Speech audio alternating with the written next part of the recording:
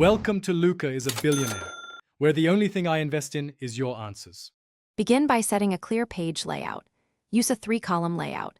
Cues, notes, and summary for each topic so you can capture definitions, details, and a short synthesis. Write main headings in one color and subpoints in another. Color code headings and use 1-inch margins for easy annotation and diagrams.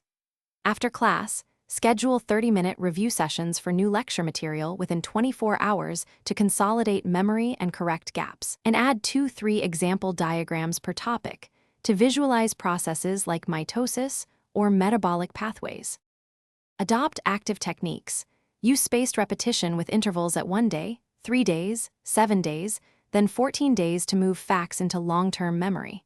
Create flashcards with 1 question and 1 concise answer per card.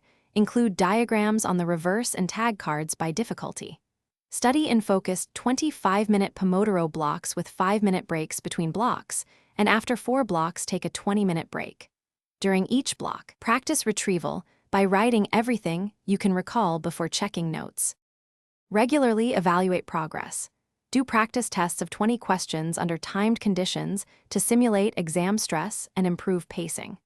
After studying a topic, explain concepts aloud for 2 minutes each to identify weak understanding and to practice clear sequencing of ideas. Reinforce retention by teaching a peer for 10 minutes. Use a single sheet summarizing mechanisms and key terms while the peer asks questions. Finally, record common errors and adjust flashcard scheduling and review frequency. Thanks for watching and please subscribe. It's the best investment you'll ever make.